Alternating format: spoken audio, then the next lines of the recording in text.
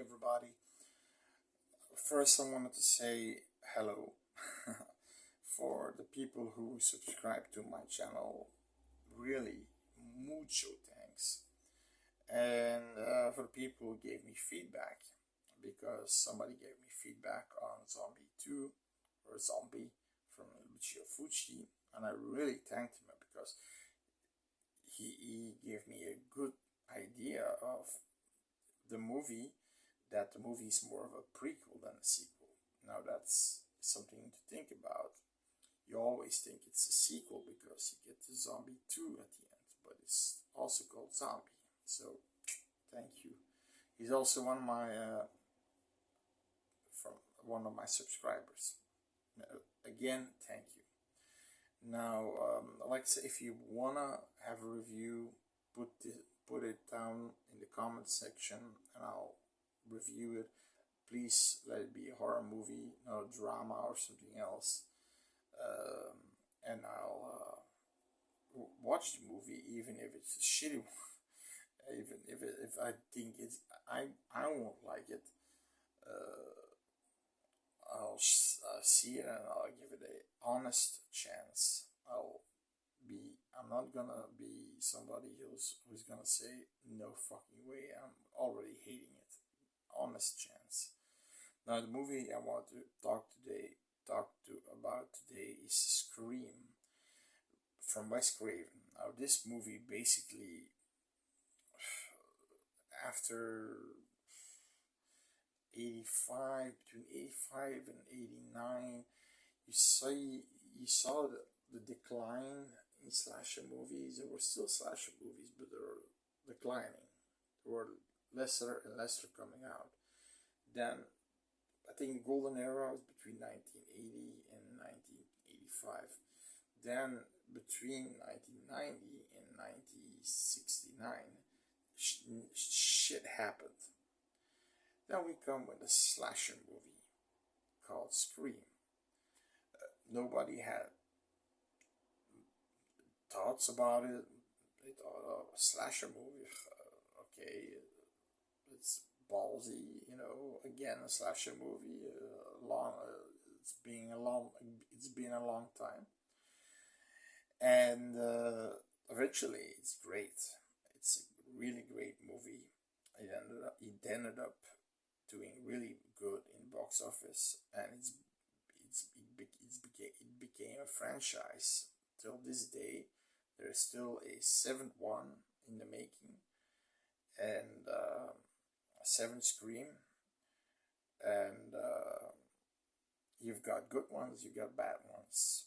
My favorite ones are 1 and 4, but 5 is okay.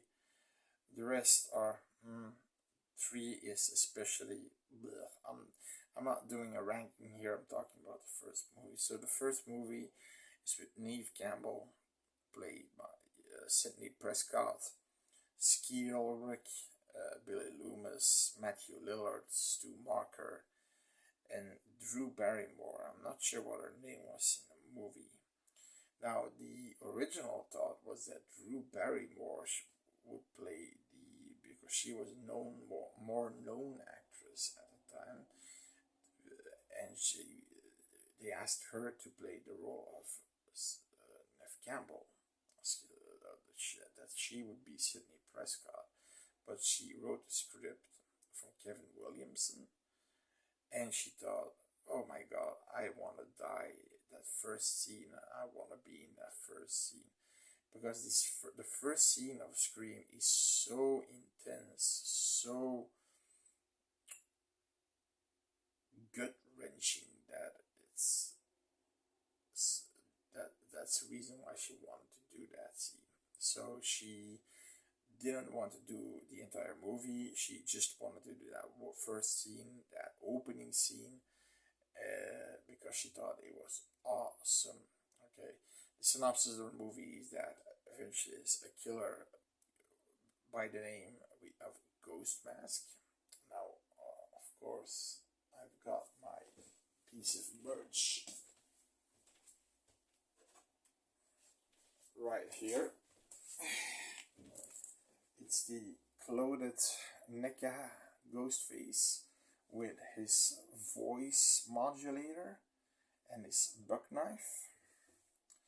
These, like I said, I like the plastic ones better, but the imagery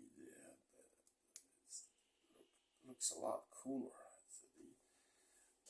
The way the card backs are made, and the fact that they're in this protective case, I really like that backside.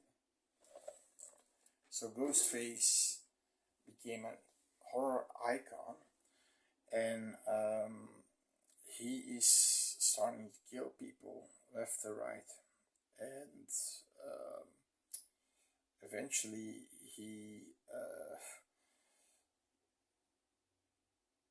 yeah, he basically, the police can't find him. He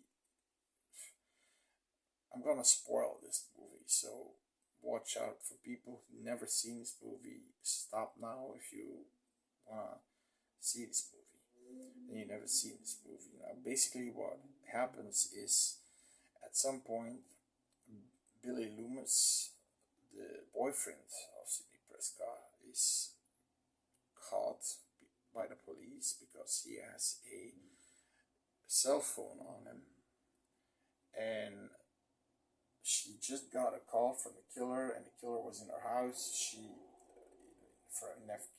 Sidney Prescott's house, and she had to run away. And he gets she called the police. Police arrive. He gets arrested. Now, when in jail, she gets another call from the killer again. So it couldn't be Billy Loomis. It's a whodunit that the first time you watch it, huh? What the fuck would that be? It clearly was Billy Loomis, and I thought it was Billy Loomis as the killer. First of all, the Drew Barrymore scene is so cool. She basically gets killed. She has a boyfriend, a jock, she says on the phone, because she gets terrorized by this guy who uses you like scary movies, this modulator to disguise his voice, and she says, I've got a boyfriend, and he plays football, and he's coming here in a few minutes, so you watch the fuck out. Oh, his name is not Steve, you see.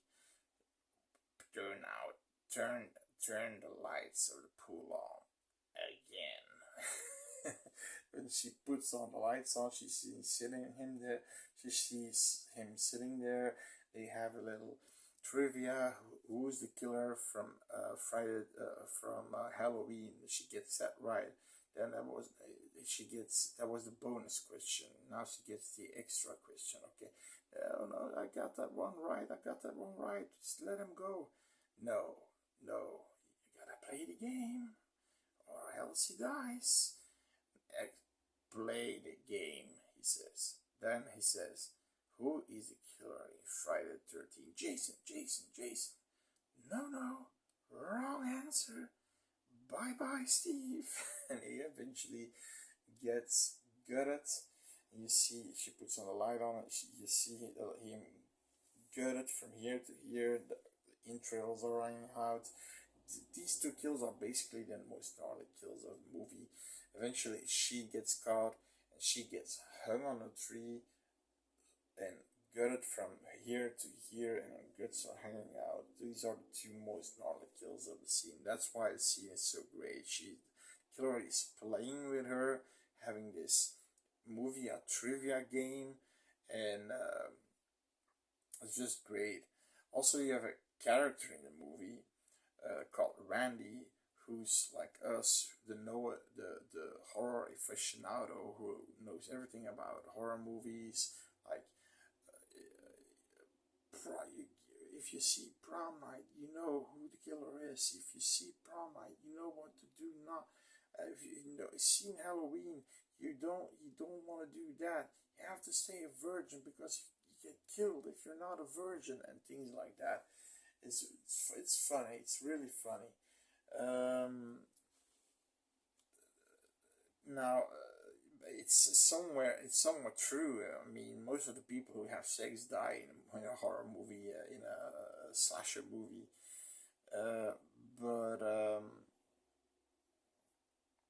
eventually, at the end, there's a big party, and they get the people start to leave. A few people stay, and they hear that their principal, who was also killed, played by the Fonz. Hey, hey, is that correct? Hey, I don't know what his real name is. I only know him as the Fonz, uh, from that sitcom from the what's it, 70s. He's hung on and gutted on one of the football posts on the field, and everybody wants to see that. And eventually, Randy's there, you got Stu there, Billy there, Sydney there, uh, Dewey there. Also, sorry, Courtney, I forgot Courtney Cox is in this movie too as the journalist, the pushy journalist. And she believes her the man where her mom slept with isn't the killer, and he her mother got killed by the killer, by a killer, and she believes that the guy in jail is Cottonberry is the killer, but she wrote a book about it, and she says that Sydney doesn't know it, and eventually Sydney knows her, slams her in the face, bitch slaps her, and you know, she's a pushy journalist, but she tries to go to the party, put cameras, hidden cams, and eventually things start to happen. People get killed, left and right, and eventually the ones who remain are Stu Marker, Matthew Lillard, and Billy Loomis. Now, Randy comes inside with Bill. You see Sidney having sex with Billy. Eventually, the killer comes in, he stabs Billy, and of course, Sidney runs away. She she runs through the house, and eventually she sees Stu and Randy coming towards the door outside, yeah, the front door. She closes the door and she says, "No, no, Randy's crazy. Stu's crazy. Stu's crazy. He's got no mind. Let me in." Eventually, Billy comes down the stairs. He survives the stab wounds. He lets Randy in. Stu ran away. He said, "Oh, we all get crazy sometimes." Scratches his head. No, he first fires a gun at Randy. "We all get a bit crazy sometimes," which is a quote from Psycho, from Hitchcock's Psycho. And then she runs to the kitchen. She gets Stu. She bumps into Stu, and Stu says, "Surprise, Sydney," with the voice modulator. So you got two killers. This is something I never saw in a horror movie. If you can find me a slasher movie that had two killers, leave it in the comments, because I never saw that. And Stu is probably my favorite killer of them all. He's erratic, he's funny, he's crazy out of his mind. And personally, I think that Matthew Lillard will come back in the last Scream movie, because I think he's not dead yet. That will be a review for another time. Is Matthew Lillard alive? Question mark. But it's a great movie. It's a fun movie. Two killers. It's the acting is good. Yeah, just watch it. Watch it. It's from Wes Craven. Rest in peace. Give it a chance, and I'll see you later.